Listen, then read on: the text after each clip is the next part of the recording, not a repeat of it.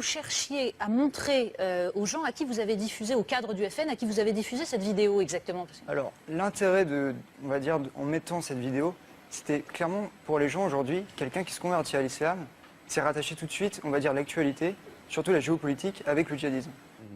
Pour moi, c'était un petit peu de montrer quelque chose d'iconoclaste, dans le sens que le Coran, finalement, on connaît, on va dire, les choses qui font polémique avec le djihad, mais ces éléments sur la science, peu de personnes les connaissent. Donc, finalement, c'était de montrer ça. Quand même, vous n'êtes pas naïf, vous savez très bien que s'il y a un parti politique où peut-être l'islam est mis un peu à distance, c'est quand même celui que vous avez choisi.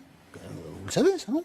Non, parce que le Front National, aujourd'hui, a vocation à rassembler tous les patriotes. Ah mais bien sûr, absolument, je conteste pas ça. Mais enfin, le Front National se déterminerait plutôt par rapport à l'Église chrétienne que par rapport au Coran. Non, non. Même. Non? Non, je suis pas d'accord là-dessus. Ah bon? Mais non, vous dites même que l'islam et le Front National ont des valeurs communes. Est-ce que vous pouvez nous expliquer ça? Oui. Dans le sens qu'aujourd'hui, le Front National, et par rapport aussi à l'islam, le Front National, il veut remettre la Banque de France en place. Si aujourd'hui on emprunte sur les marchés privés avec des taux d'usure qui sont exorbitants, ce qui a explosé, on va dire, les intérêts de la dette, et cette chose, finalement, dans le Coran, on interdit, on va dire, de prêter avec taux d'usure parce qu'on sait que ça nuit. Donc ça, c'est un premier point en commun. Après, l'autre chose que je trouve, on va dire, similaire, c'est que par la sphère médiatique, aujourd'hui, le Front National, il est diabolisé, il a été diabolisé. À chaque fois qu'ils faisaient quelque chose, on le reprenait, on mettait l'accent dessus pour, on va dire, montrer quelque chose de négatif. Et pour les musulmans, c'est la même chose. Aujourd'hui, on diabolise les musulmans. Vous savez que maintenant, quand on se convertit à l'islam, c'est non, on ne part pas faire le djihad, tout le monde est inquiété. Ouais.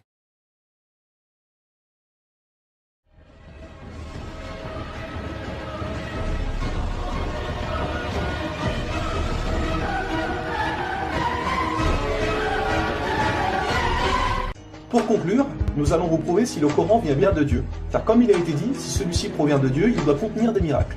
Et si vous lisez le Coran, vous verrez qu'il contient des informations qui ne pouvaient être connues à l'époque, c'est-à-dire il y a 1400 ans.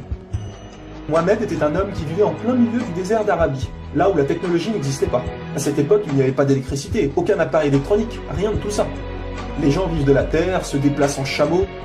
Personne n'avait inventé ou même pu imaginer les choses telles que les sondes, les scanners, les satellites, etc. Et pourtant, dans le Coran, nous pouvons lire « Sous l'eau, il y a des endroits où il y a de l'eau douce et de l'eau salée. Et entre les deux se trouve une barrière invisible qui empêche les deux eaux de se compénétrer. C'est-à-dire que le sel de l'eau salée ne va pas dans l'eau douce. Ces barrières les empêchent. Les océanologues comme Jacques-Yves Cousteau ont découvert cela récemment grâce aux sous-marins où ils ont pu faire des prélèvements d'eau, etc. Qui, il y a 1400 ans, en plein milieu du désert, pouvait savoir qu'il y a des barrières invisibles dans l'océan? Il est écrit dans le Coran que l'univers est en expansion continuelle, c'est-à-dire que celui-ci ne cesse de grandir. Les étoiles s'éloignent les unes des autres constamment. C'est en 1920, grâce aux appareils très perfectionnés, tels que les télescopes puissants, que nous avons pu savoir que l'univers était en expansion continuelle.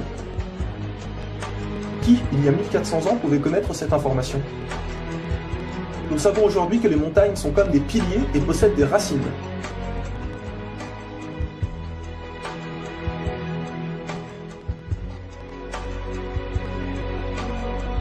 Sans les montagnes, il y aurait très fréquemment des tremblements de terre.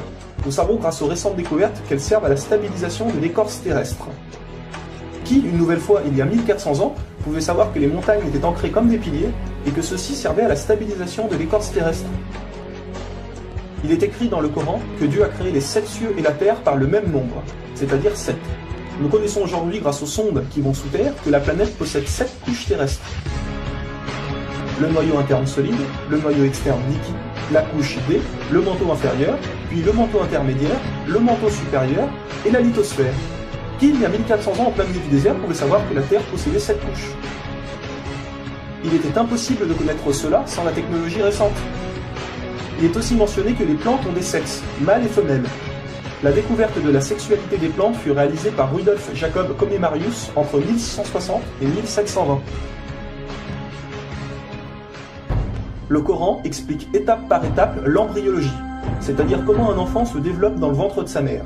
Le professeur Kate Moore, qui a aussi le prix Nobel au Canada de l'embryologie, a confirmé que cela se passait exactement comme indiqué dans le Coran, et a affirmé que ces faits ne pouvaient être connus d'il y a 1400 ans, et que par conséquent, ces informations avaient été révélées à Mohammed par Dieu. Un exemple, le Coran explique qu'à un moment, le fœtus a la forme d'une sangsue dans le ventre de sa mère. Et si on regarde les images des scanners, nous nous rendons compte que l'embryon a exactement la forme d'une sangsue et qu'il s'accroche à une paroi du corps comme le fait une sangsue. Le mot le plus adapté pour décrire cela est sangsue. Vous voyez comment les versets coraniques s'accordent parfaitement avec la science d'aujourd'hui? Pour savoir cela, il a fallu attendre l'arrivée de scanners, de caméras, etc. Qui, il y a 1400 ans, pouvait décrire en détail les étapes de l'embryologie? Pour ceux qui pensent que le Coran copie certaines civilisations, il faut savoir que certaines personnes auparavant avaient fait des suppositions et avaient pensé des choses qui se sont révélées vraies, mais ont aussi fait énormément d'erreurs, et que soi-disant le Coran les avait copiées.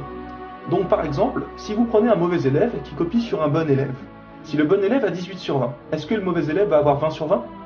Non, bien sûr que non, car le mauvais élève aura copié les bonnes comme les mauvaises réponses, donc il aura aussi 18 sur 20.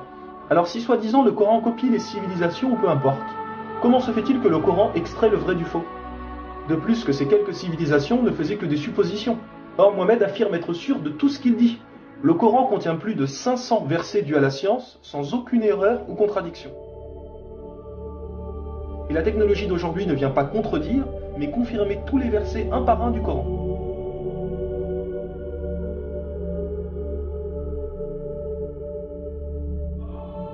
Il est écrit dans le Coran que les fourmis parlent. Nous l'avons confirmé en 2009 grâce aux appareils auditifs puissants. Un homme ne peut entendre ces bruits à l'oreille nue comme ça. Nous savons aujourd'hui que dans la plupart des pays, il est interdit d'avorter au bout de 3 à 4 mois. Car après 4 mois, la science explique que le bébé commence à vivre, et que cela donc est considéré comme un crime. En islam, il est dit que Dieu insuffle l'âme dans le corps du bébé au bout de 120 jours, donc 4 mois. Comme par hasard, au même moment que quand la science démontre que c'est à cette période que la vie du fœtus commence. Pour savoir que la vie du bébé commence à 4 mois, il a fallu attendre une nouvelle fois l'arrivée de scanners, IRM, caméras miniatures, etc. Qui, il y a 1400 ans, pouvait savoir que le bébé commençait à vivre au bout de 4 mois? Nous savons qu'au début du monde, il y avait seulement une nébuleuse primaire, compactée en une seule masse et qui a explosé, ce que nous appelons aujourd'hui le Big Bang. Le déroulement du Big Bang est pourtant écrit dans le Coran. Le Big Bang a été découvert au XXe siècle, alors que le Coran a été écrit au 7e siècle. Le Coran affirme que ce sont les abeilles femelles qui ramassent le pollen des fleurs. Pourquoi le Coran ne parle que des femelles et non des mâles? Eh bien la science a découvert récemment qu'effectivement les femelles possédaient des organes que les mâles n'ont pas, et ceux-ci ne peuvent pas collecter le pollen des plantes. Encore et toujours, qui pouvait savoir il y a 1400 ans que les mâles n'ont pas les organes nécessaires pour le prélèvement du pollen? Il y a longtemps, les gens pensaient que la Terre était plate. Ce n'est qu'en 1577 que Francis Drake fait le tour de la planète et prouve que celle-ci est ronde. Le Coran, environ 1000 ans plus tôt, affirme que la Terre est ronde, mais ne s'arrête pas à ça. Pour donner un exemple, il est dit que la Terre ressemble à un œuf, mais pas n'importe quel œuf, celui d'une autruche. Et si vous regardez un œuf d'autruche, vous verrez qu'il n'est pas tout à fait rond, mais qu'il est aplati en haut et en bas. Celui-ci est de forme géosphérique. Et nous savons aujourd'hui que la Terre non plus n'est pas tout à fait ronde, mais qu'elle est aplatie au niveau des pôles, et donc qu'elle est également de forme géosphérique. Qui, il y a 1400 ans, pouvait savoir que la planète Terre était géosphérique? Il a fallu attendre les satellites pour sortir de la Terre pour se rendre compte de cela. Soyons honnêtes, qui, il y a plus d'un millénaire, pouvait faire toutes ces affirmations sans aucune technologie? Rendez-vous compte, à cette époque-là?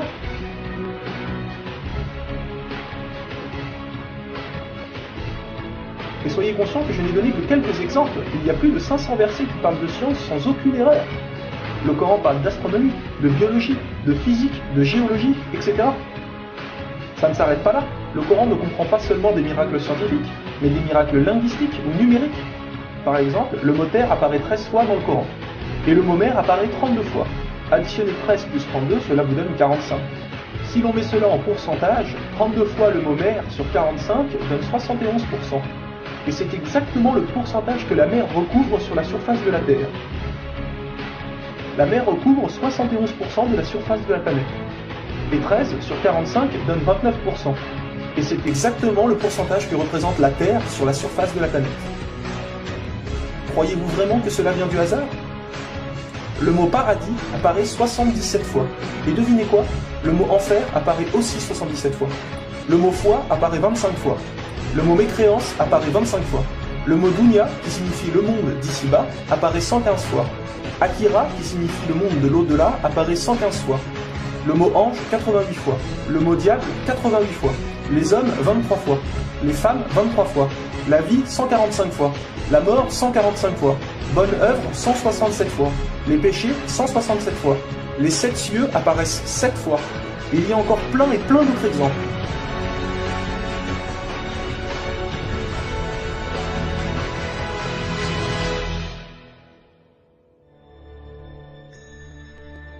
Le Coran est d'une beauté incomparable. Dans la langue originale, c'est-à-dire en arabe, environ la moitié du Coran rime.